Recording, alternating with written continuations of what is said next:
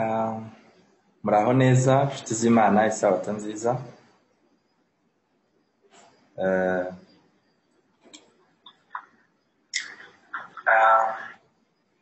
kadushime Imana. Network yari yanze ariko birakunze, Imana ihabwe icyubahiro.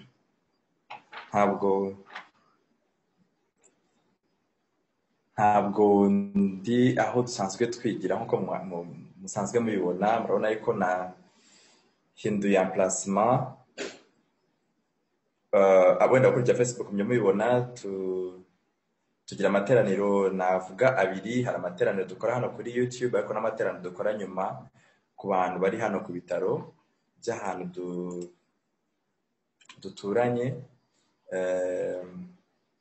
Rero kubera yuko amasaha byegeranye neza, turangiza gusenga hano dukomereza ku bitaro muri iyo groupe. Niyo mpamvu nahinduye emplacement. Mumbabarire ku minota 8 tumaze gukererwaho.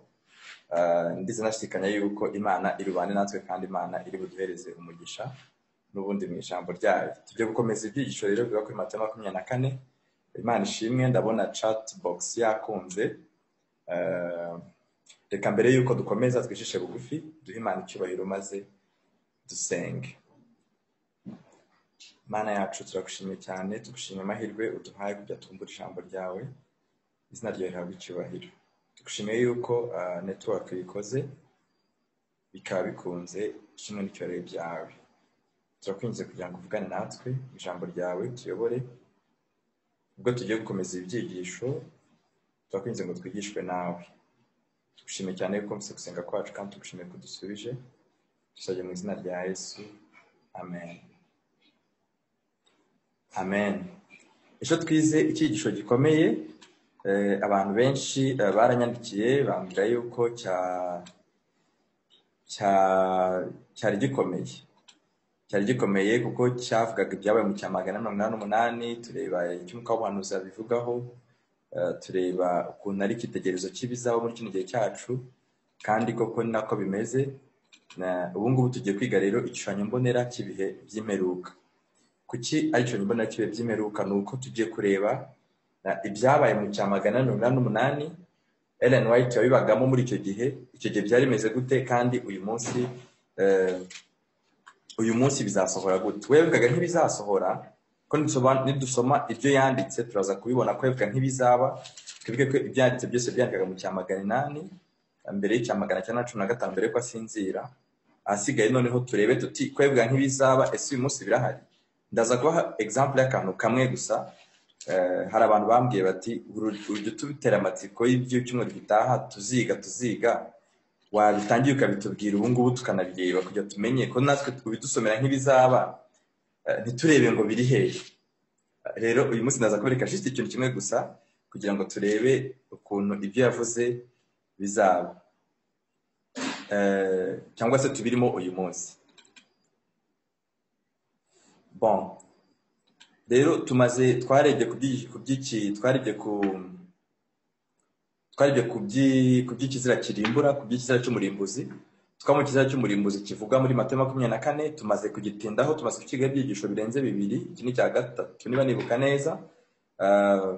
Twabonye neza yuko ikizira cy'umurimbuzi cyavugaga cyari ingabo za Roma, kandi izi ngabo za Roma zagombaga kukandagira ahera.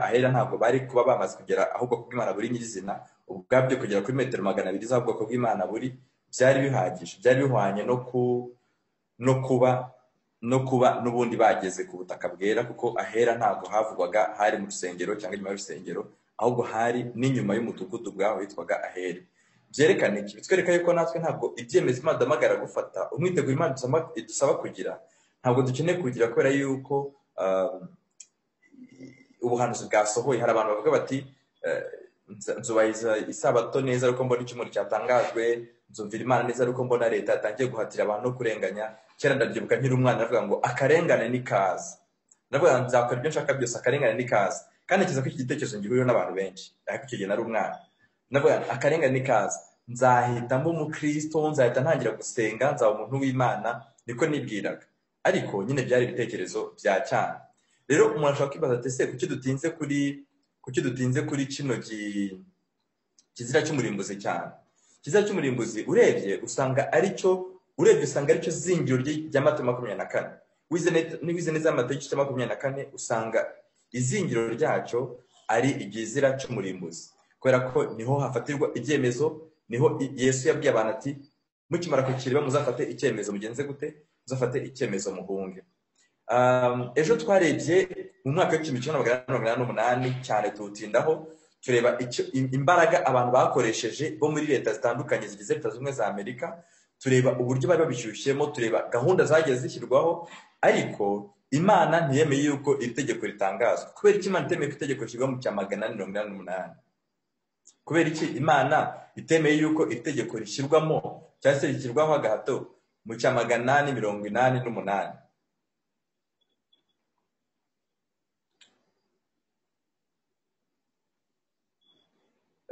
Ndi kubona umuntu uvuga ko amajwi atari gusohoka neza, namwe ni uko cyangwa mwe muranyumva neza? Amajwi mwe murayumva neza?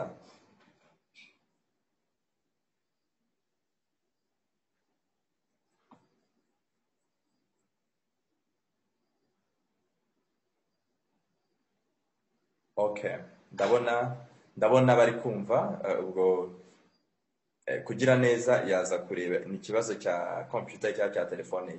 Ndumva twakomeza tubasha kuvuga tuti kuki Imana yashimye yuko muri ya mwaka w'1888 itegeko ry'icyumweru ritangazwa.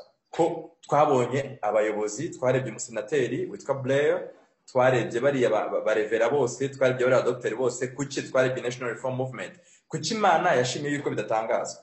Impamvu ubasha kurebaho yuko impamvu ni ebyiri. Impamvu ya mbere ni uko itorero ryari ryiteguye neza. Ntabwo itorero ryari ryiteguye kuko ntabwo ryari rifite umuco ujyanye n'uko bakwiriye kwitwara mu gihe iryo tegeko ryaba ritanzwe. Ntabwo itorero ryari rifite amakuru ahagije ajyanye n'icyo bagombaga gukora. Rero Imana yagombaga gutanga umuco uhagije kugira ngo abantu babanze bamenye bati dukwiye kwitegura gutya, tugomba kwitwara gutya. Icya kabiri ni uko n'abagize isi nabo ubwabo mu isi rusange abantu ntabwo bari biteguye, kuko hari ubuhanuzi bwinshi bwari butarasohora. Daniel 13 yose yari itarasohora. Hari ibice byinshi byo mu byasho byari bitarasohora. Hari ibintu byinshi bibanziriza icyumweru byagombaga kubanza kuba. Kubw'ibyo Imana ntabwo ari kwemera yuko itegeko ry'icyumweru ritangazwa. Kandi ikindi, Imana yari ifite umurimo udasanzwe yari yateguriye ubwoko bwayo, kuko ku itariki 17 z'ukwezi kwa 10 mu 1888, tariki 17 z'ukwezi kwa 10 mu 1888, muri uwo mwaka n'ubundi ubwo bari abateguraga biriya, Imana yari yateguye gahunda. Imana yateguye gahunda nziza cyane, yatangiye tariki 17 z'ukwezi kwa 10 muri uwo mwaka, iragenda tariki 4 z'ukwezi kwa 11 mu cya 1888. Iyo nama yabereye i Minneapolis muri leta ya Minnesota. Hari hateraniye inteko rusange y'itorero ry'Abadiventiste b'umunsi wa karindwi yabwirijwemo ubutumwa bukomeye, ubutumwa bwo gutsinzwa bwo kwizera, ubutumwa bwabwirijwe na A.T. Jones na Wagona, kandi na Ellen White yavuze yuko ashyikirwa ubutumwa kuko ari ubutumwa bujyanye n'icyo itorero ryari rikeneye muri icyo gihe. Donc abantu bari barize amategeko y'Imana neza, ariko ntabwo bari barigeze biga kwiyegurira Yesu ngo ni iki. Abantu bari barize iby'isabato neza, ariko ntabwo bari barigeze kwiga ngo ni gute nagira n'isano na Yesu. Ntabyo bari bazi. Donc bari bafite amategeko badafite Yesu. Bari bakeneye kumenya kugira Yesu kugira ngo n'amategeko abagire umumaro. Urakurikiye? Niyo mpamvu nayo iyi n'indi mpamvu zatumye Imana itemera yuko mu cya 1888 iryo tegeko ritangazwa. Mu yandi magambo, natwe dukeneye kugira Yesu, tukajya mu cyaro na Yesu, none bitewe n'icyo dufitanye na Yesu, kumvira amategeko bikatworohera, byamara kutworohera bigatuma tubasha kuba noneho turaba Imana yifuzaga ko bakagombye kuba ari bo mu gihe itegeko ry'icyumweru ryatangazwa, tukaba duhagaze mwanya twagombye kuba duhagazemo. Ellen White yavuze ko ubu butumwa bwo gutsindishizwa bwo kwizera ari ubutumwa yise ibijojoba by'imvura y'itumba byari bitangiye kugwa muri uwo mwaka w'1888. Aha ni amateka gusa turimo turareba, kandi ngo tubibonye uwo n'umugabane ujyanye n'uruhande rw'itorero. Ku mugabane ujyanye n'uruhande rw'abantu bo mu isi, igitabo cya Daniel n'ibyahishuwe, hari ibintu byinshi cyane byari bitarasohora byagombaga gusohora nk'uko turibuze kubibona.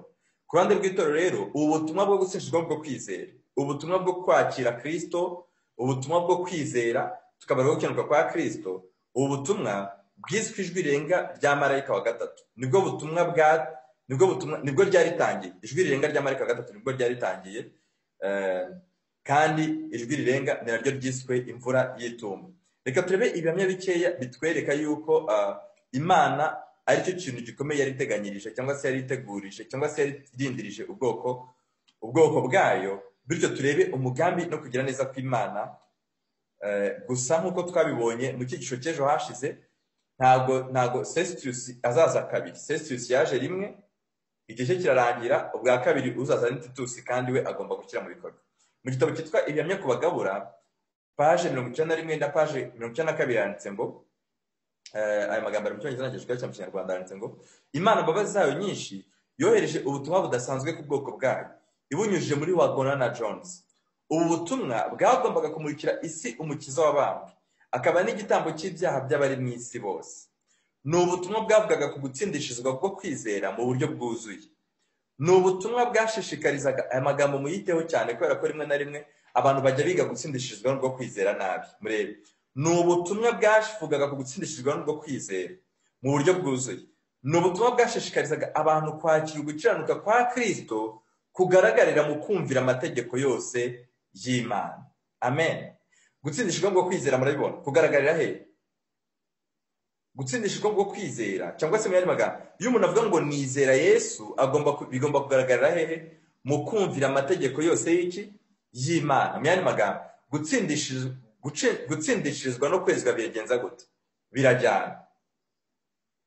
Umuntu uvuga ko yizera Yesu ariko akaba atumvira amategeko y'Imana aba ari umubeshyi. Ko nabiri yaravuze ati umuntu uvuga ko akunda Imana ariko akaba atumvira amategeko yayo ni umunyabinyoma. Aya magambo nayo Ellen White yabwiraga ababwiriza barwanyaga ubutumwa bwa E.T. Jones na Wagona, abereka icyo gutsindishwa n'ubwo kwizera ari ukuri. Kuko hari n'abandi bashaka gufata ubwo butumwa bw'ubuntu bakabufata nabi, bagaragaza ko amategeko y'Imana atari ngombwa. Donc abo bantu bose muri izo parametre bari mu binyoma.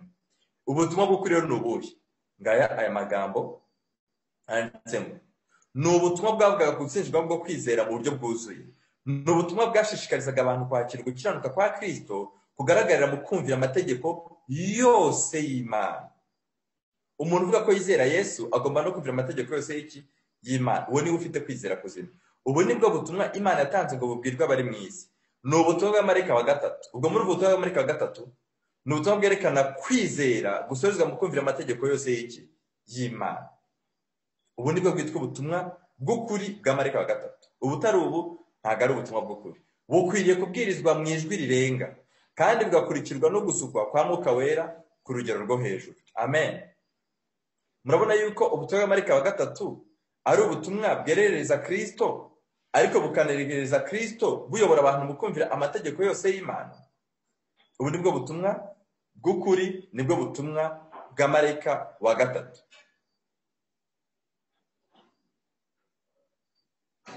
Mu gitabo cyitwa ubutumwa bwatoranyijwe volume ya mbere,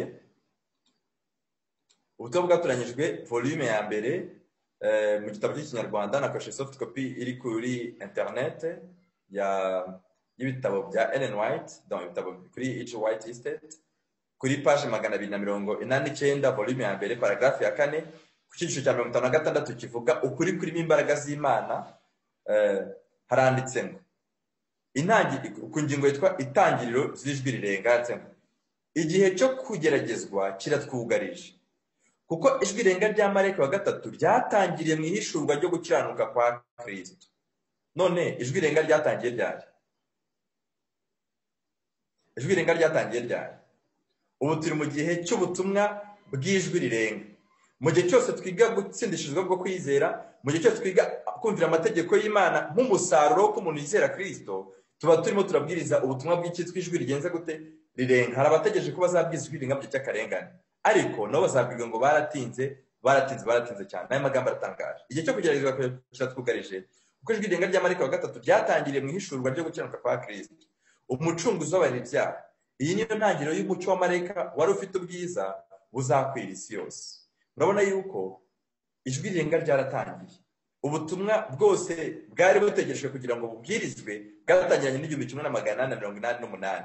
Mu yandi magambo, niho umwuzuro w'ubutumwa Imana yageneye itorero bwagombaga gutangira kubwirizwa kandi bugahetura isi yose. Iyo itorero za kuba ryarubye ubutumwa riba ryaragiye mu ijuru, niko inyandiko dufite zitubwira.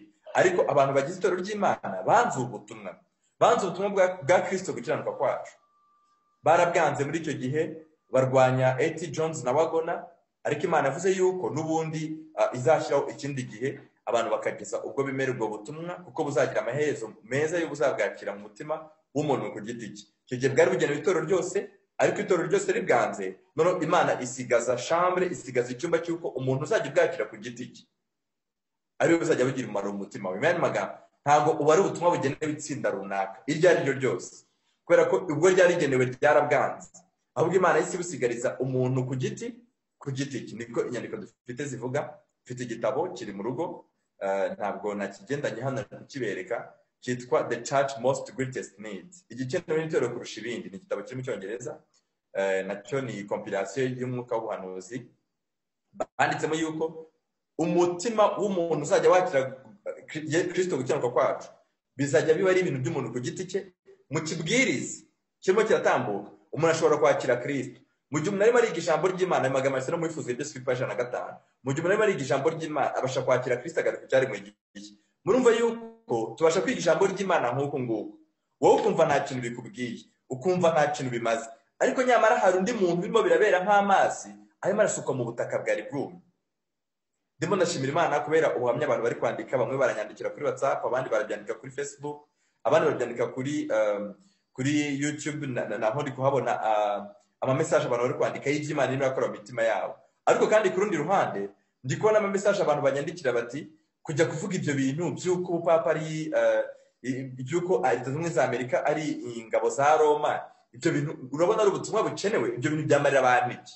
Murumva yuko ku ruhande rumwe wowe ubasha kumva nta kintu ubutumwa bukumariye, ariko kundi muntu ubwo butumwa bubasha guhita bukiza umutima we, noneho umuntu akakira Kristo gukiranuka kwe akabaha icyaremwe gisha. Ni icyo ngicyo bivuga yuko umuntu abasha kwakira ubutumwa undi ntagenze gute, ntabwakire, kubera ko itorero ryanze ubwo butumwa kandi ari ubutumwa bwaragenewe itorero ryose. Ariko muri kino gihe ijambo ry'Imana, Imana yagennye ko noneho izajya ikiza umuntu wese ku giti cye. Nubwo ijambo ry'Imana ryabwirira abantu ibihumbi n'ibihumbi, ariko hashobora kuboneka umuntu umwe cyangwa benshi bakira ijambo ry'Imana rikabagirira umumaro mu mitima yabo. Igitabo cyitwa Ibyatuka byo mu isi Imperuka, ingingo 729, banditsemo amagambo atangaje. Baranditsemo mu gihe ubutumwa bwa Mariko wa 3 buzongera imbaraga bugahinduka ijwi rirenga, kandi imbaraga n'ubwiza bukomeye bigaherekeza umurimo uheruka, ubwoko bw'Imana bukiranuka buzahabwa umugabane wabwo w'ubwo bwiza. Ni imvura y'itumba izabukangura kandi ibukomeze kugira ngo ibubashishe kwambukiranya igihe cy'akaga. Ubwoko bw'Imana, murabona yuko mu gihe cy'akaga turi kwiga aho muri Matayo 24, kuko guhera mu cyumweru gitaha tuzatangira kureba noneho ibihe by'umwijima, kuko Matayo 24 Yesu yaravuze ngo icyo gihe kizaba ari igihe cy'akababaro. Reka mu magambo nyasome ntayavuga nyaparaphrasinga kugira ngo turebe ikizatubasha kwambuka igihe cy'umubabaro utarigeze kuba. Matayo 24 umurongo wa 21 haranditse ngo muri iyo minsi hazabaho umubabaro mwinshi utigeze kubaho uhereye ku kuremwa kw'isi ukageza none, kandi umubabaro ntuzongera kubaho. Murumva kugira ngo tuzangire muri uwo mubabaro utarigeze kubaho, kuko ibihe turi kujyamo abantu baravuga ati imbere ni heza, well and good. Nanjye ntabwo nifuza ko imbere haba habi, ariko birera tubwira ngo imbere hari umubabaro utarigeze kugenza gute, umubabaro utarigeze kubaho kuva igihe amahanga yabereyeyo. Ikizatubasha kunyura muri uwo mubabaro utarigeze kubaho ni iki rero? Nk'uko ejo twabibonye ukuntu muri Leta Zunze Ubumwe za Amerika abantu bari guhatira abantu yuko bashyira amategeko agomba gutuma abantu bicwa.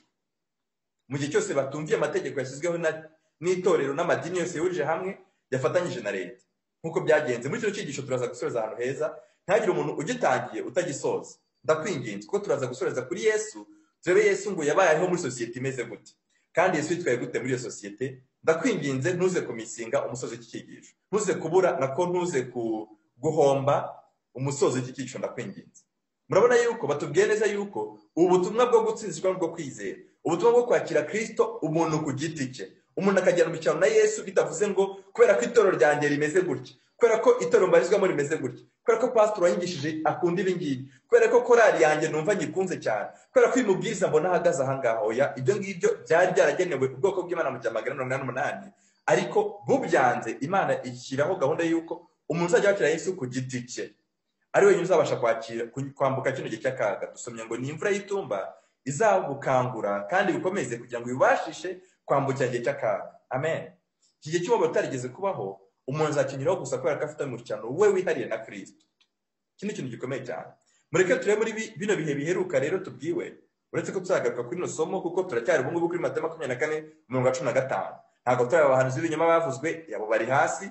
Ntabwo turareba ibihe by'umubabaro uvugwa nuhe. Hari ibintu byinshi tutarareba, tuzabireba uko twigira imbere muri kino cyumweru tugiye gutangira.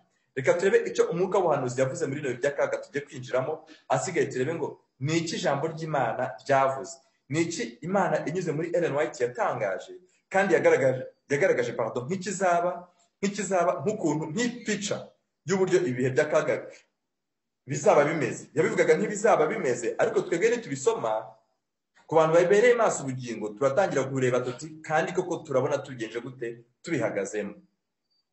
Shimon tugiye gutangira, ndabashishikariza bwoko bw'Imana kugira ngo muzakurikirane kuko tuziga ibintu bitangaje, tuzareba ibintu bidasanzwe. Imana izaduha umugisha, ndabyizeye. Haranditse mu gitabo cyitwa Intambara Ikomeye kuri chapitre 25 ivuga amategeko ntakuka y'Imana, page 438, paragraphe ya 3. Nababwiye ko nkoresha version ya online kuri Ellen White Estate. Intambara Ikomeye kuko bibasha kudahura amapage, ariko nimukoresha version kuri iyo online muraza kubibona. Amategeko ntakuka y'Imana, page 438, paragraphe ya 3 haranditsemo. Icyo gikorwa kigomba kuba gihabanye rwose, ari kuvuga ku gikorwa cy'uko amadini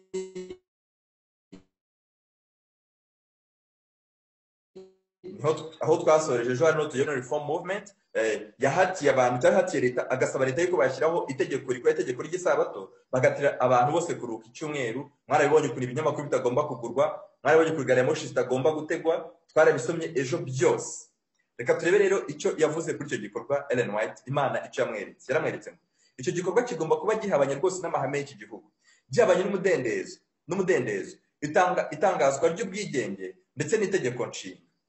Kuba leta zimwe za Amerika zizafata rigashyiraho itegeko ry'icyumweru, ibi ngibi bigiye kuzakorwa vuba cyane. Ejo twarabonye ko Trump nubwo avuyeho yarahinduye icyitwa Lyndon Johnson Amendment. Yarabigerageje maintes fois, ndabizi nyuma hari aho yageze mu rukiko barabimuhakanira, barabimwangira, ariko yarabigerageje kuko mu bitekerezo y'abantu bamaze guhabwa uburenganzira bwo kuba abayobozi mu itorero bagira ijambo ry'uko politiki ya zimwe za Amerika igomba kuba yubatse. Ibyo tuzabireba ejo bundi tugiye kureba abajyanama, cyangwa tugiye no kureba kuri perezida mushyashya utowe Joe Biden, uko Papa Francis yamubwiye ati niteguye ko tuzakora. Ubwo byandi magambo, Amerika ntabwo izaba iyobowe na Joe Biden gusa, ni n'umuperezida w'umugatolika uyoboye leta ya giprotestani, maze Papa Francis akamuhereza ubutumwa ati niteguye ko tuzakorana. Donc eske azakora ashyigikira amahame y'ubuprotestani cyangwa azakora ashyigikira amahame y'ubugatolika? Ibyo tuzabireba muri kino cyumweru kiri imbere, juste no kubashishikariza gusa. Aranditse Ellen White yaravuze ati ibi bintu byose bizakorwa bizaba birimo bizaba ari uguhabana n'umudendezo w'umutimanama, itangazwa ry'ubwigenge nk'uko Leta Zunze Amerika bazi ko ari igihugu cy'abantu bigenga. Ikindi cya gatatu niko bizaba bihabanye n'itegeko nshinga. Mu buryo bwuzuye ubwenge, abashinze iki gihugu bashakaga kwirinda gukoresha ubutegetsi bw'isi ku ruganda rw'itorero. Donc ntabwo bashakaga kubogamira ku ruhande rw'itorero iryo ari ryo ryose kugira ngo bahatire abantu kumvira ibyo iryo torero rishaka. Niko Leta Zunze Amerika zishingwa zari zimeze, kuko nk'uko mubyibuka Amerika ivumburwa, abantu bari bahunze akarengane bakorerwaga na Kiliziya Gatolika mu myaka 1960 yose yamaze ikora abantu akarengane mu Burayi. Ibyo ni amateka tutahindura. Mu gitabo cyitwa amateka y'ubuprotestani mu kinyejana cya 16, abantu mu gifite mu Cyongereza mwagisoma, byanditsemo neza cyane. Barakomeza bati ndetse banirinda ingaruka zabyo zitabura kubaho arizo kutihanganirana n'itoteza. Murabona yuko iteka ryose mu gihe cyose itorero rikoranye na leta, umusaruro uvamo ari akarengane. Mu gihe cyose itorero ritangiye gufatanya na leta, mu gihe cyose itorero ritangiye gushyiraho amahame, ubuyobozi, gahunda, ariko zose itorero na leta birimo birahuriza hamwe, iteka murabona ko ikivamo ari akarengane. Amerika ishingwa, impamvu icyitwa First Amendment cyashyizwe mu mategeko ya Leta Zunze Amerika, ni uko bavugaga bati ntabwo dukeneye akarengane. Itorero rigomba gukora iby'itorero na leta igakora ibya leta. Murika ko Yesu bigeze bamukoresha ikigeragezo, baramubwira bati ese wemerewe ko twatanga umusoro? Yesu yabashubije ngo iki? Yababwiye ati ibya Kayizari muhe Kayizari, n'iby'Imana mugenze gute mubihe Imana. Yesu yashatse kubereka yuko itorero na leta ni ibintu bibiri bigomba guhora iteka bitandukanye, nk'uko turi buze kwibona mu musozi w'iki cyigisho, nk'uko ndi kubashishikariza, muze gukomeza kubera amaso, muze gukomeza gukurikirana, turaza gusoreza ahantu heza cyane. Itegeko nshinga rivuga ko inama nkuru y'igihugu itazigera ishyiraho itegeko ryerekeye ishingwa ry'idini cyangwa rizajya umudendezo wo kuyoboka idini. Ariko ibi ngibi nubwo Ellen White yabyanditse gutyo, niko Amerika yatangiye imeze, ariko siko izasoza imeze nk'uko tugiye kubibona.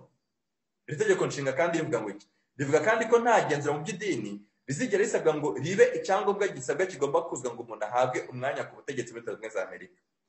Ubutegetsi bwa leta bushobora guhatira abantu kubahiriza iby'idini ibyo ari byo byose, igihe gusa habayeho kurenga kuri ayo mabwiriza arengera umudendezo w'igihugu.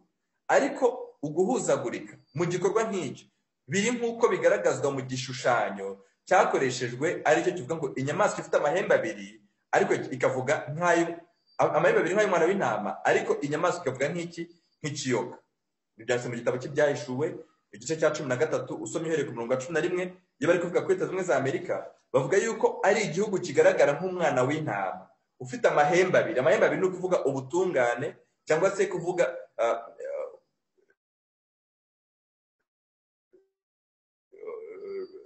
repubulika bahereza abantu umudendezo w'umutimanama. Ariko nyamara biri tubwiye neza yuko nubwo ari umwana w'intama, inyuma igaragara nk'intama, ariko mo imbere Amerika izavuga nk'iki? Izavuga nk'ikiyoka. Izavuga nk'ikiyoka ryari? Kubera ko vuba bidatinze igiye kuzahindura itegeko nshinga. Ejo bundi nzabibereka. Amerika ubwayo yafashe covid igitangira hagati y'ukwezi kwa 4 n'ukwezi kwa 5, niba nibuka neza, donc voilà mu kwezi kwa 5 bafashe itegeko nshinga barishyira ryo muri karantine. Hari umwe mu bavandimwe banjye uri muri Amerika wajyaga ambwira ati ntabwo ibintu bizigera bishoboka. Ni gute byashoboka yuko Amerika yindura itegeko nshinga? Ari muri Amerika. Akambwira ati ntabwo bishoboka, Amerika ntabwo wowe uyizi. Amerika ni igihugu cy'umudendezo, ni igihugu gereza abantu umudendezo, abantu bakora ibyo bashaka, abantu barikira bakizana. Ni gute tuvuga ngo itegeko nshinga zahindurwa? Twemo turaganira.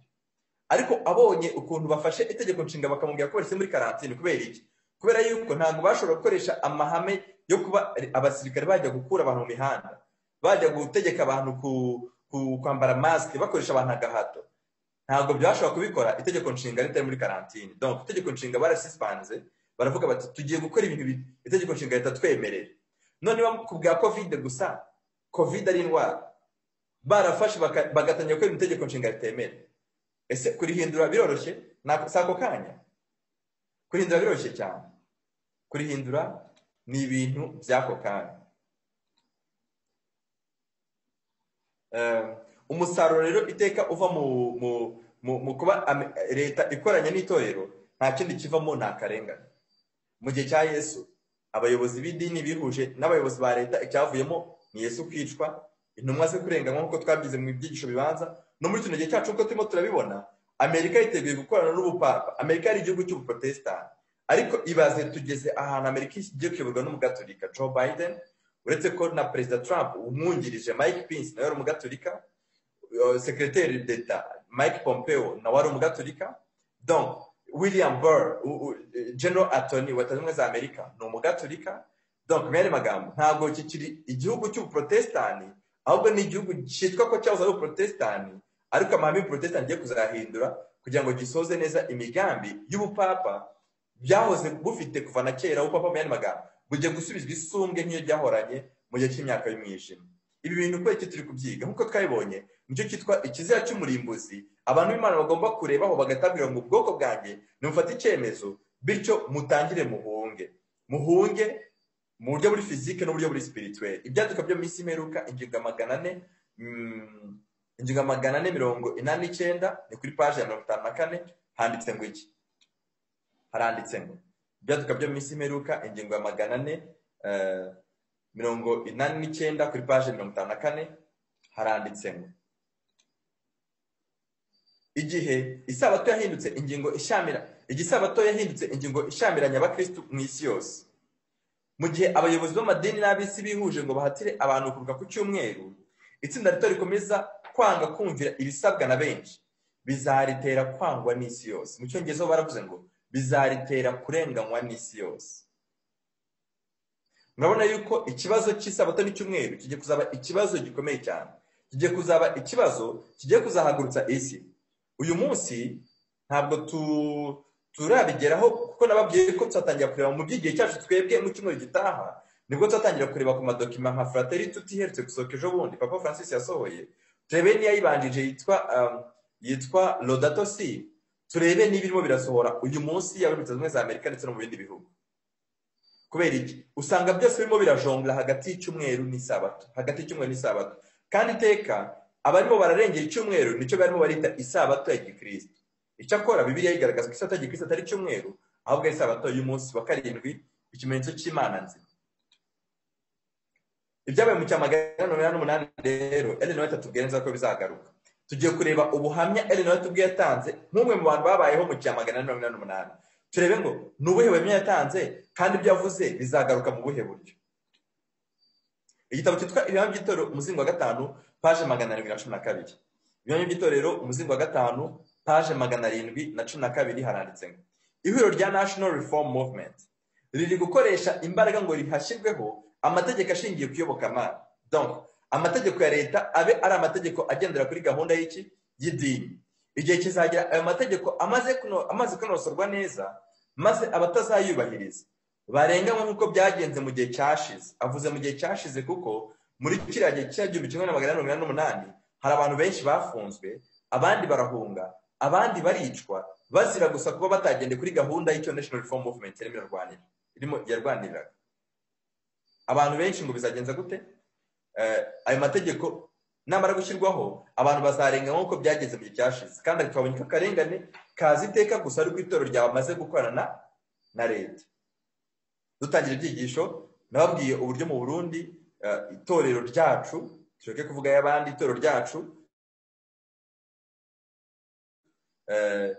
ryakoranye na leta ibyo twabisomye ku kinyamakuru cya VOA BBC ndetse n'ikinyamakuru cy'Itabaza byose byarabyanditse uburyo itorero ry'Abadventiste ryakoranye na leta y'u Burundi kugira ngo bashyireho ubuyobozi bugomba kuyobora itorero ry'Abadventiste cyangwa se ngo ishengero ry'Abadventiste mu gihugu cy'u Burundi urabona neza yuko bantu b'Imana turimo turagana ahantu hateye ubwoba ntabwo itorero na leta bigitandukanye ahubwo itorero na leta bisigara abafatanyabikorwa ba bugufi kandi ibintu byose umusaruro uteka kubivamo ni akarengane niko twasabye inteko y'abavuga ko barwanirira Imana cyangwa se bahamagarira leta n'ibihugu kugaruka ku Mana tugiye kubibona babwira abantu bati nimugaruke ku Mana bizagenza gute inteko y'abavuga ko barwanirira Imana izirengagiza umudendezo w'umutimanama ikizakurikira ibyo bikorwa byabo ni urupfu guhunga no gufungwa kw'abantu bose bazanyuranye n'ibyo bategetswe mu gihe ubupapa n'amahame yabyo bizongera gusubizwa imbaraga zinyuze mu mategeko umuriro w'akarengane uzakongerezwa abatazemera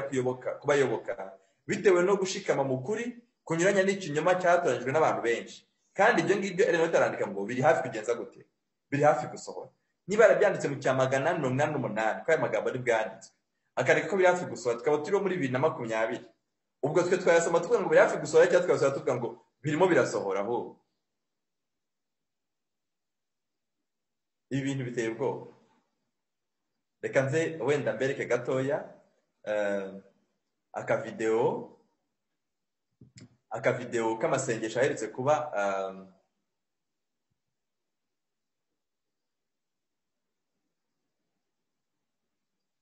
akavideo k'amasengesho aherutse kubera muri Leta Zunze Ubumwe za Amerika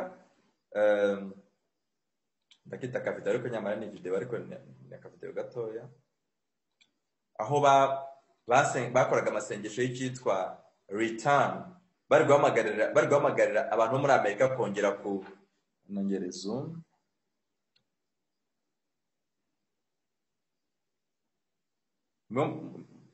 nizeye ko murakurikira neza hano kuri YouTube kanze nshyiremo ijwi kugira ngo mwumve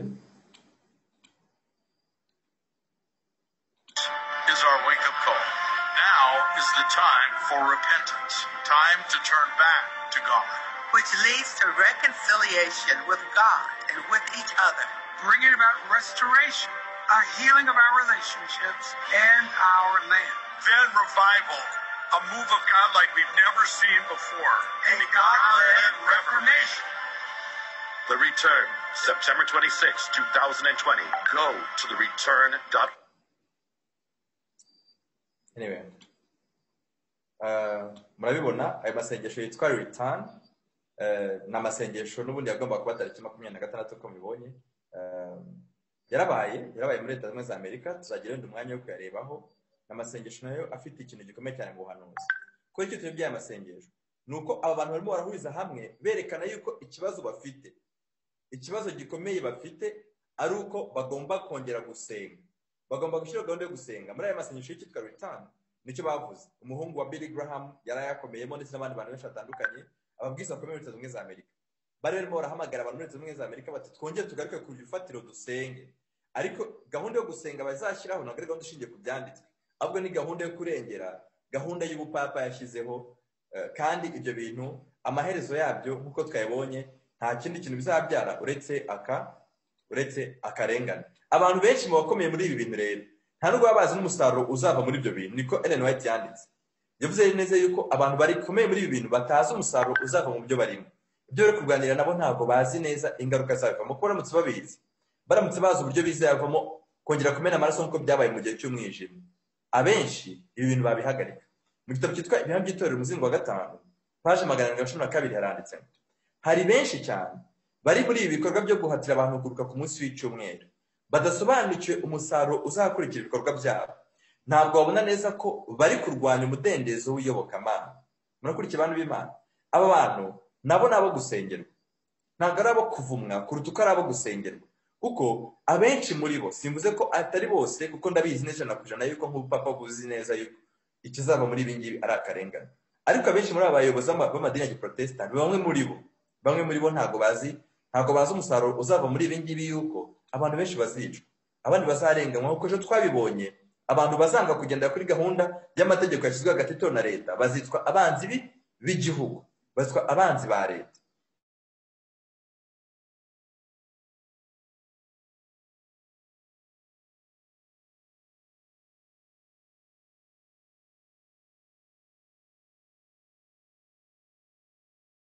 Bibaze namwe murabizi mu bihugu byose gambanira Leta cyangwa umwanzi wa Leta. Murabizi ko kugeza uganira na 8 baranditse ngo imbaraga ya Satani niri inyuma y'iri huriro rirengera amategeko y'icyumweru kandi irakora mu buryo bwihishe. Yewe n'abantu bari muri ibi bikorwa barahumye, ntibashobora kubona umusaruro uzakurikira ibyo barimo. Bantu b'Imana, murabona yuko ibintu tudakwiriye gufata abantu ngo tuvuge tuti no, ibi bintu ntabwo ari imbaraga y'abantu birimo, ahubwo ni imbaraga ya Satani. Kubera iki? Satani biri tubwiye ko niwe mwanzi, agenzwa no kwica no kurimbura, nta kindi kintu kimujyana, nta kindi kintu kimushishikaza uretse kwica, kurimbura no gusahura. Niko muri Bibiliya handitse. Ibihamya by'itorero volume ya 4 paje 452 haranditse ngo ihuriro rirengera icyumweru riri mu nzira rigana mu icuraburindi. Abayobozi bari kubatiza umurindi banyuranya n'ukuri, kandi benshi bagize iri huriro ntibabona ubwabo aho ibi bikorwa byabo birimo kwerekeza. Ibyo bavuga wakumva bifite ishingiro kandi ko ari umurongo wa Gikristo, ariko umunsi bizashyirwa mu bikorwa bazabona ko ari umwuka w'ikiyoka. Dufashe urugero kuri aya masengesho ya return yabaye ejo bundi, ko hari amasengesho menshi cyane ajya muri Amerika ahuza hamwe amadini ya Giprotestani, ahuza hamwe abantu ndetse n'abadasenga, ahuza abantu babana bahuje ibitsina. Amasengesho y'uburyo bwinshi cyane ajya muri Amerika, barimo baragaragaza yuko igisubizo ku bibazo biri muri Amerika ari ugusenga, ari amasengesho. Ariko nk'uko bitubwiye, umusaruro uzava muri ibi ngibi ni uko Amerika izavuga nk'ikiyoga. Umusaruro uzava muri ibi ntabwo ari mwiza, umusaruro uzava muri ibi ni mubi cyane, kubera yuko ikizavamo nta kindi kitari akarengane. Akarengane niko kazava muri ibi ngibi. Gusa abari kubikora nk'uko tubibwiwe, abenshi muri bo bari kubikora mu buryo bw'ubuhumyi. Icyakora babikora bavuga yuko barimo bararwanirira Imana, babikora bavuga yuko barimo baragarura abantu ku Mana, bityo bigatuma Leta ibumva, bigatuma Leta izashyigikira uruhande rwabo, nubwo bazaba barimo barakora ibintu bijyanye n'ikijambo ry'Imana ryagenje gute ryavuze. Gufata ukuri 99 ukakuvanga n'ikinyoma kimwe ntibituma uko kuri kwitwa ukuri kose, ahubwo ibyo bintu bitabihinduka ibinyoma. Muri gahunda y'Imana niko bimera. Ibihamya by'itorero volume ya 4 paje 452 haranditse Ubuprotestani buzishingikiza kandi buzashyira imbaraga ku ruhande rw'ubupapa. ubu protestani bwishingikiza kandi bushaka imbaraga ku papa gute mu gihe cyose bucyubahiriza umunsi w'icyumweru washyizweho n'upapa uprotestani babwegamiye ubupapa. Murabyibuka abo twatangira mu cyigisho cyabanje cyaba gitangira mu cyigisho bya live, twabonye neza umwigisha umwe mu bigisha wo mu Rwanda ari kuvuga ati twebwe twegamiwe n'ubugatolika. Gatolika iramutse iturekuye twebwe abaprotestani Islam yagenza gute? Yatumira. Murabyibuka yuko ariko uwo mubwiriza yavuze mu magambo ye. Muzareba icyo cyigisho kirahari mu byigisho twatangiriyeho. Kubw'igikorwa cy'itegeko ry'igihugu ryo guhatira abantu isabato y'ikinyoma, bazomora uruguma rwa Roma maze rukire, yongere irenganye abayoborwa n'umudendezo w'umutimanama nk'uko byabayeho mu myaka y'umwijima. By'itorero volume ya 5 page 711 kugeza kuri 712 yanditsemo idini ryo ryose rishyigikira ko hashyirwaho amategeko ashingiye ku iyobokamana abagaragaza ko ari mu ruhande rw'ubupapa, kuko aribwo bwahereye kera cyane burwanya umudendezo w'umutimanama. Tuzareba uburyo n'iri torero ryacu ry'Abadventiste umunsi wa karindwi binyuze mu cyitwa religious liberty, umudendezo w'idini, ritarimo rahagarara ku kuri kw'ibyanditswe byera, ahubwo ririmo rirabogamira naryo ku ruhande rw'ubupapa. Tuzabireba neza. Ndabizi neza yuko hari abantu bumva tuvuga gutya akavuga atari kurwanya itorero. Nkuko nababwiye, so kurwanya itorero bwo n'ugukunda itorero, kubera ko n'ibitorero ritanye ibyiza ni ukuvuga ibyaryo uririmo, ukabivuga urikunze, ukabivuga udagumura abantu ngo barivemo, ukaribivuga ushikamye ku by'ijambo ry'Imana ryavuze, ariko ukavuga icyaha ko kiri mu izina. Niba ari icyaha cyakozwe mu buryo public bigacahwa kandi bikaburirwa mu buryo public. Tuzabireba muri no byigisho biri imbere aho tugiye kwinjira, yewe n'icyigisho tuzaheraho. Kuruhuka ku munsi w'icyumweru byiswe igikorwa cya gikristo bikomotse mu bupagani, kandi kubihatira abantu n'igihamya cyerekana ko abantu bayobotse amahame shingiro ya Roma. Twarabibonye cyane ntabwo twabibonye. Twabonye ko ari bande batangiye gusenga izuba. Twarabonye ko Constantine yasenze izuba, twabonye na mbere ko Constantine asenga izuba muri Bibiliya biranditse muri Ezekiel yuko abantu batewe umugongo Imana maze batangira gusenga iki? Izuba. Ibyo twarabibonye. Donc gusenga ku cyumweru cyangwa se gusenga izuba nta gihe na kimwe byigize igikorwa cya gikristo. Kuva na mbere byari igikorwa cy'ubupagani, gusa byaje kwitwa igikorwa cya gikristo. Testimonies volume ya 5 page 111 n'ubu turakomeza. Igihe igihugu cyacu kizashingira amahame yacyo ku mategeko y'iki tegeko ry'icyumweru, uprotestani buzahuza imbaraga n'ubupapa. Nta kindi bazaba bakoze uretse gutiza umurinda akarengane kari kamaze imyaka myinshi gategereje amategeko kagomba gushingiraho. Murumve ko akarengane ko gasanzwe kariho, ahubwo icyo kabura n'iki? Karabura amategeko agomba kuzagenza gute? Karabura amategeko agomba kuzakarengera, asigaye kakazasohoza icyo kazaba kagendereye. Intambara ikomeye chapitre ya 36 page 555 baratwereka uburyo ki ibi bintu byateguwe. Abanyacyubahiro mu matorero n'abo mu bayobozi, abanyacyubahiro mu matorero n'abo mu buyobozi bw'igihugu bazishyira hamwe ngo bahongere, bahendahende cyangwa boshye abantu bo mu nzego zose kuruka ku munsi wa mbere w'icyumweru ariwo dimanche. Abayobozi bahe bo mu matorero tuzareba abayobozi b'amatorero akomeye ku isi, ibyitwa mega churches, amatorero akomeye mu isi. Tuzareba uburyo ki bagenda bavuga bati our pope. Urugero nka Rick Warren ni umupasiteri ukomeye ku isi, ni umupasiteri wanditse igitabo cyakunzwe n'abantu benshi cyane, ni umupasiteri, ni umwe mu bajyanama b'abaperezida bakomeye ku isi. Ariko tuzareba uburyo nubwo yitwa ko ari umuprotestani, ariko by'ukuri si umuprotestani, ahubwo ni umugatolika wambaye ubuprotestani, kubera yuko Papa Francis atorwa yaravuze ati our pope is elected. Tuzareba abapasiteri bakomeye mu isi, barimo ba Benny Hinn, barimo n'abandi baprotestani bakomeye, batagihatira abantu kubabwira bati uprotestani ntabwo ari bushingiye, mureke tugume ku murongo wa giprotestani, ahubwo iteka bereka abantu bati oya, ahubwo tujye ku murongo w'ubugatolika. Kugeza ubwo abandi bapasiteri bakomeye tuzareba bageze ubwo ubwabo bivugira bati the protest is over, uprotestani bwarangiye. Ni amagambo yavuzwe mu mwaka wa 2017 na 2018, tuzabireba nzabibereka aho bavuga bati the protest is over. So ibi Ellen White yavugaga nk'ibizaba, kuko twabonye ko icyiciro cyitwa igishushanyo mbonera cy'ibizaba cy'ibihe by'imperuka. Yabyandika nk'ibizaba ko ibi byanditse mu cya 188, ariko muri cyo cyumweru tugiye gutangira twe ntabwo tugiye kuzatwiga ibi ngibi ngo bizaba, ahubwo tuziga tuvuga tuti twize dusoma ngo none dore gusohora kwabyo. niko muri kino cyumweru tugiye gutangira tuzabireba. Abanyacyubahiro mu matorero n'abo mu buyobozi bw'igihugu bazishyira hamwe ngo bahongere kandi bahendahende cyangwa se abantu bo mu nzego zose kuruka ku munsi wa mbere w'icyumweru barengera cyangwa se babogamira ku ruhande rw'upapa. Nuko rero amategeko mvajuru azasimbuzwa amategeko y'agahato. Kwangirika k'ubutegetsi bizasenya gukunda ubutabera kandi bitume ukuri kwirengagizwa. Ndetse no muri Amerika yigenga ubwayo, abategetsi, abanyamategeko mu rwego rwo kwiyegereza abaturage bazubahiriza ibyo rubanda rushaka bahatira abantu kuruka ku munsi wa mbere ku munsi wa mbere w'icyumweru. Ibi bintu bigiye kuzasohora. Igisigaye ni agahato kuko ibindi by'amategeko n'ibindi byo tuzabisoma, tuzabireba ndetse n'uburyo abantu mu nzego zishyiraho amategeko hagenda hashyirwaho ababogamira ku ruhande rw'upapa kuruta abogamira ku ruhande rw'ubuprotestani. Mu bihugu byinshi cyane. Intambara ikomeye icyiciro 36 cyitwa intambara y'itutumba, paje 575 haranditse: umudendezo w'umutimanama wabonetse bigoranye ntuzongera kubahirizwa ukundi. Nababwiye ko nkoresha version ya online yo kuri internet, donc ndabiswe amapaje bidahura n'igitabo gitoya, niyo mpamvu ndikiraho chapitre nkababwira. Umudendezo w'umutimanama wabonetse bigoranye ntuzongera kubahirizwa ukundi. Mu ntambara igiye kuza vuba aha tugiye kubona ibyerekaniwe mu buhanuzi bw'aya magambo. Ikiyoka kirakara wa mugore cyagira ngo kirwanye mu byaro bwe basigaye bitondera amategeko y'Imana kandi bafite guhamya kwa Yesu.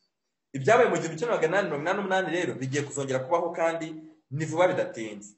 Mu gitabo cyitwa Ibihamya by'itorero volume ya 5 page 111 handitsemo: Ellen White ubwe agiye gutanga ubuhamya bw'ibyo bari bamazemo igihe kirekire. Yaranditsemo: ibihe by'akaga katigeze kabaho bitegereje ubwoko bw'Imana. Ibihe by'umubabaro utarigeze kubaho biradusatiriye. Ibihe twamaze imyaka 40 twiga mu buhanuzi bwo mu ijambo ry'Imana birimo birasohora imbere y'amaso yacu. Donc yavugaga ibyarimo birasohora mu cya 888 yerekana yuko mu myaka 40 bamaze biga ubuhanuzi none byatangiye gusohora mu maso yabo. Niba arabivugaga muri icyo gihe rero muri kino gihe cyacu 2020 aho tugana tujya imbere, ese bizarushaho kuba byiza cyangwa bizarushaho kuba bibi? Arandikamo: ubu ikibazo cy'itegeko rigomba guhindurwa mu itegeko nshinga ribuza abantu umudendezo w'umutimanama byamaze guhabwa abashinzwe amategeko y'iki gihugu. Ikibazo cyo guhatira abantu kuruka ku munsi w'icyumweru ni ikibazo cyahagurukije abantu benshi mu gihugu kandi bagishikamyemo, cyangwa se yavuga they interested, cyahamagaye interest yabo. Noneho Imana iri tegeko ryamaze guhabwa abashinzwe kwiga amategeko nk'imishinga y'amategeko asigaye ikabona kunozwa no kwemezwa. Urwibutso n'integuza rwo ku ya tariki 11 y'ukwezi kwa 12 mu cya 888 baranditsemo: ntabwo babona ko leta y'ubuprotestani mu gihe yirengagije amahame yatumye igira umudendezo ikaba igihugu cy'ubwigenge binyuze mu gukira amategeko ashyigikira ibinyoma by'upapa bazaba binjiye mu gihe cy'akaga Roma yateje mu gihe cy'imyaka y'umwijima. Ntabwo abaprotestani barimo barabibona. Ntabwo abaprotestani barimo barabona yuko gukomeza gushyigikira icyumweru cya papa, gukomeza mu ntambara ikomeye baranditse ngo Kiliziya Gatolika itangazwa n'ukuntu ibona hatakiri itandukaniro hagati y'ubuprotestani uko bwari bumeze imyaka y'umwijima n'ubugatolika, ukuntu muri kino gihe bahuje imbaraga. Iyo Gatolika ibirebye iratangara kandi koko pe. Ibaze ababwiza bakomeye mu isi mu cyitwa ubuprotestani. Ibaze mu itorero ryacu iyo natwe tugira umuntu uhagararira akagenda agasuza papa yunamye,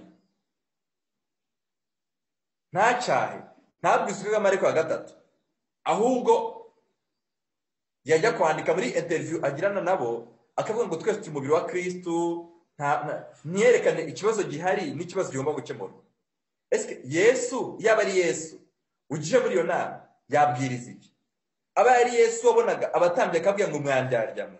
Aba ari Yesu ahagiye muri iyo nama, ese Yesu yasempatiza nabo cyangwa yabwiye Yesu yabereka ikibazo bafite atagendere kubatuka cyangwa kubagira nabi, ahubwo agendere kugira ngo bihane? Aba ari Yesu yakora iki? Aba ari Yesu yakora iki?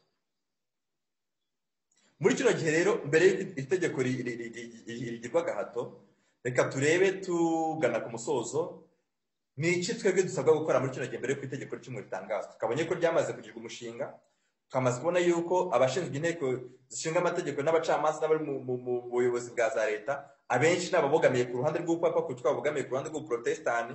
Ibyo twamaze kubisoma. None muri kino gihe gito cyane dufite tumaze kubona ni iki nyine namwe tugomba gukora.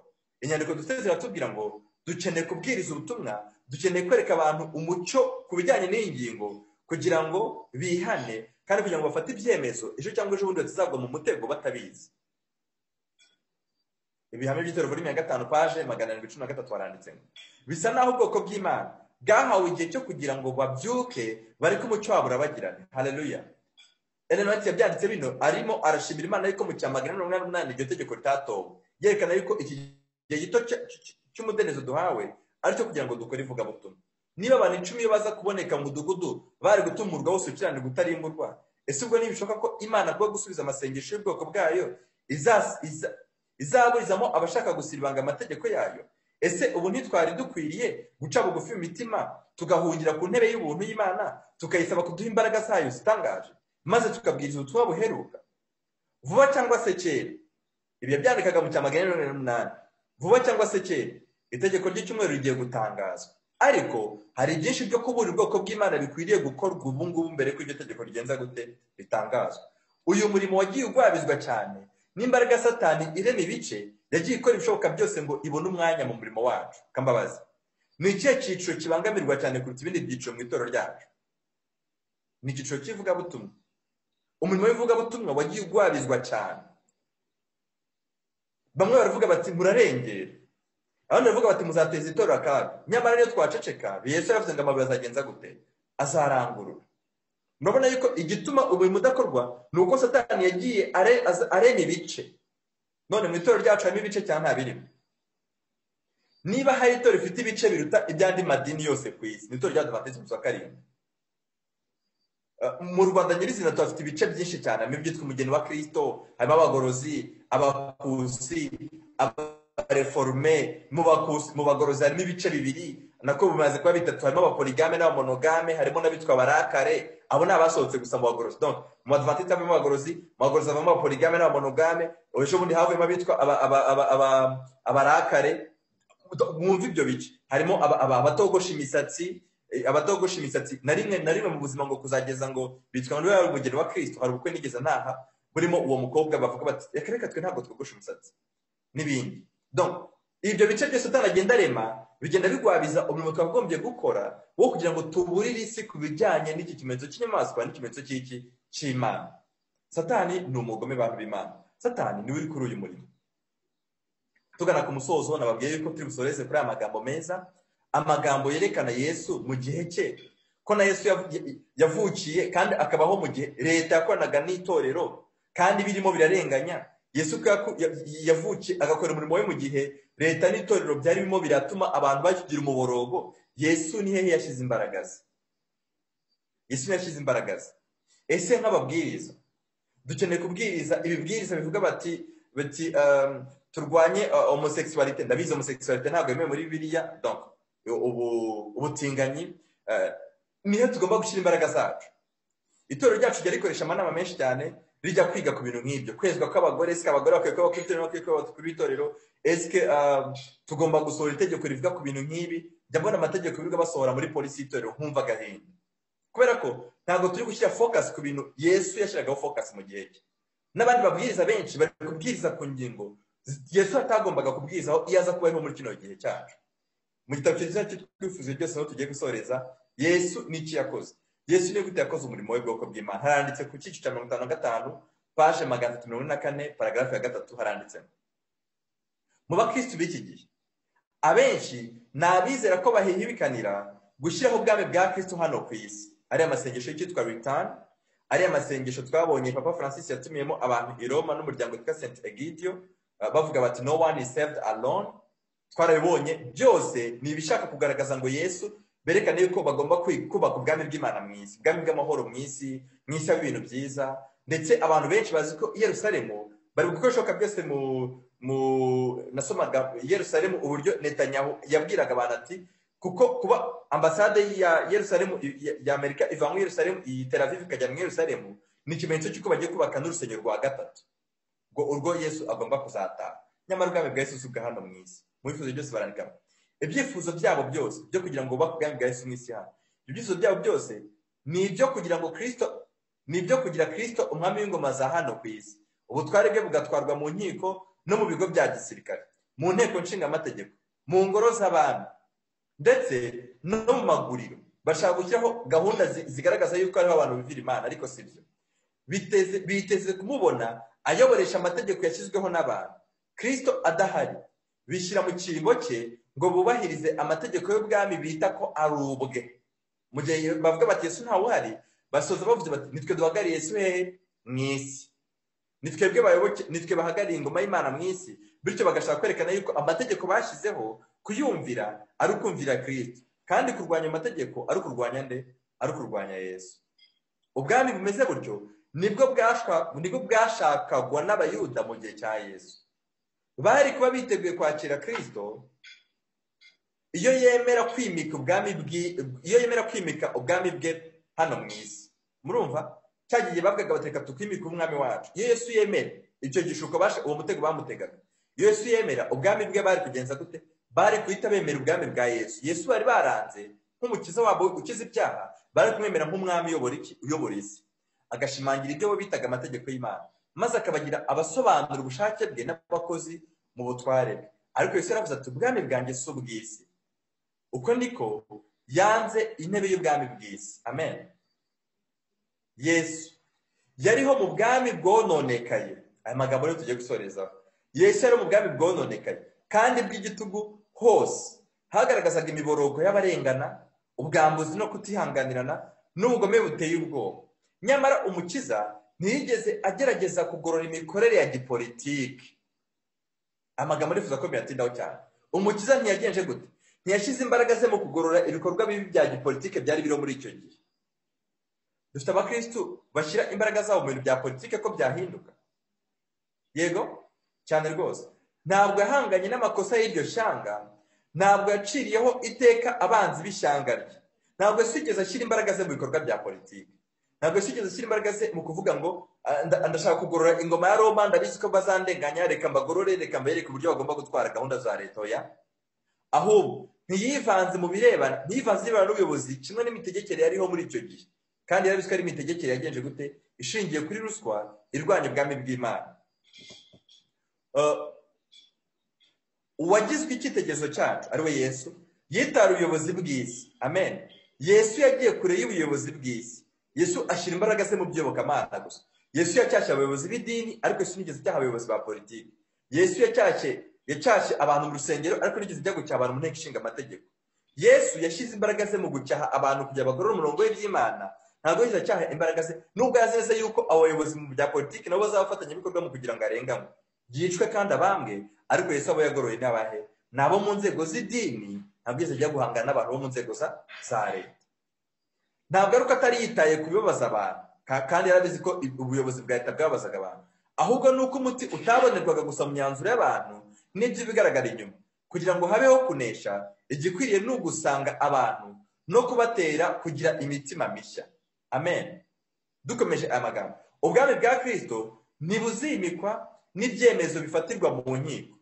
Nubwo Leta Zunze Ubumwe za Amerika zizashyiraho iri tegeko, nubwo mu bihugu bitandukanye byo mu isi uko twabisomye byisho byatambutse yuko Amerika nimara gucira itegeko n'ibindi bihugu bizahita biyikopya, nubwo ibyo byemezo bizafatwa, ariko ntabwo bizagira ingaruka mu mutima w'umuntu, mu nama cyangwa se mu nteko zishinga amategeko. Ntabwo ari ubwami bwa Kristo bwimikirwa, nta nubwo bizaterwa n'imbaraga z'abakomeye bo mu isi, nubwo aba ari Queen Elizabeth, nubwo aba ari Joe Biden, nubwo ari Papa Francis cyangwa abandi bakomeye bo mu isi. Ntabwo ibyemezo byabo bibasha kugira icyo byakora ku bwami bwa Kristo, kuko aho bwimikwa sawa. Ahubwo bizaterwa n'umurimo wa Mwuka Wera uzacengeza kamere ya Kristo mu bantu. Amen. Umva uburyo ubwami bwa Kristo bukeneye kwimuka muri kino gihe. Dukeneye ko gusaba Imana Mwuka Wera agacengeza amategeko ye, agacengeza ubutumwa bwiza, agacengeza imico ya Kristo muke muri twebwe. Abamwemeye bose bakizera izina rye, yabahaye ubushobozi bwo kwitwa abana b'Imana. Abo ntibabyawe n'amaraso cyangwa ubushake bw'umubiri cyangwa ubushake bw'umugabo cyangwa ubw'umugore, ahubwo aba bantu babyawe n'Imana. Iyi niyo mbaraga yonyine rukumbi ibasha kwegura abantu, kandi uburyo bukoreshwa n'umuntu kugira ngo bigerweho. Mukurikira amagambo rero tugiye gusoreza. kandi uburyo bwakoreshwa n'umuntu kugira ngo ubwo bwami bwa Kristo bwimuke mu mutima we. Ubwo buryo bwene bwakoreshwa n'iki? Ni inyigisho yo gushyira mu bikorwa ibyo ijambo ry'Imana ritegeka. Amen. Inyigisho yo gushyira mu bikorwa uburyo ibyo ijambo ry'Imana ritegeka. Myari magambo, niba ijambo ry'Imana ryaravuze ngo iyi niyo nzira bari yo muhitamo, nkahita ngenda ngasenga nti Mana, ndagushimiye yuko unsobanurira icyo ijambo ryawe ryavuze, imbaraga zo kugendera mu byo unsobanurira mu ijambo ry'Imana. Wowe uhisemo gufata icyo cyemezo, wowe uhisemo gusenga gutyo, wowe uhisemo kuyoboka ijambo ry'Imana muri ubwo buryo, ni wowe uba urimo urubaka ubwami bw'Imana mu mutima wawe. Naho ibyo leta zo mu isi zizakora, ibyo leta zo mu isi zizahindura nk'amategeko, nta kintu na kimwe byakora ku bwami bw'Imana kugira ngo bwimuke mu mutima w'umuntu utahajuru. Imana igufashe ubwo nawe ubihindura intego y'imibereho yawe. Niba imibereho yawe ugiye kuvuga ngo Mana, ndifuza yuko ibyo ijambo ry'Imana ritegeka wabishyira mu mutima wanjye, ndifuza yuko ibyo ijambo ryawe risaba byahinduka kamere igenga imibereho yanjye, ndagusabira ku Mana, ngiye gufatanya nawe gusenga kugira ngo ibyo ngibyo bibe icyifuzo cyiza kigenga imibereho yawe, bibe icyifuzo cyawe cya buri munsi cyo kugira ngo mu gihe wiga ijambo ry'Imana, umucyo usobanukiwe mu ijambo ry'Imana ujye usaba Imana kugira ngo imbaraga zo kugenderamo. Nibyo ngusabira muri uyu mugoroba, nanjye nisabira mu izina rya Yesu. Amen. Reka duce bugufi kugira ngo dusabe Imana kugira ngo ibi bihinduke imibereho yacu ya buri munsi. Reka dusenge. Mana yacu, turagushimiye cyane, tugushimiye icyitegererezo utwigishije cy'ibyabaye bigiye kuzongera kubaho. Nta kintu na kimwe wifuza gukora utabanje kuburira ubwoko bwawe. Tugushimiye yuko nubwo leta zimwe za Amerika zirimo zirakora ibintu byose mu gushyigikira ubupapa nk'uko twabibonye, aho tugeze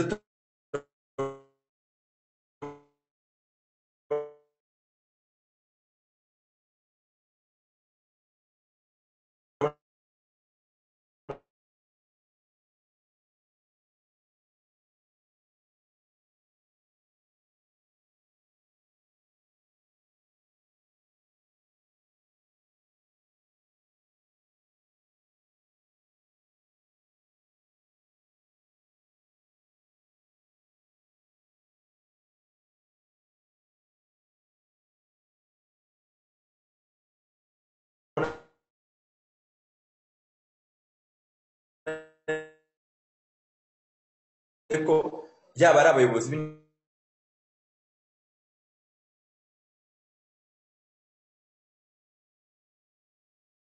b'inteko nshinga amategeko, yaba ari abaperezida Gatolika n'amahame y'Ubugatolika yuko karengane. Imana ibahe umugisha. Turasoje kandi bifurije isabato nziza. Gahunda izakomeza ejo, n'ubundi tuzabagezaho link, tunababwire n'isaha bitewe n'iyi gahunda n'ubundi tugiye kujyamo yo kuganiriza abantu ijambo ry'Imana ba hano ku bitaro. Umwami Imana ibahe umugisha, mugire isabato nziza, murakoze.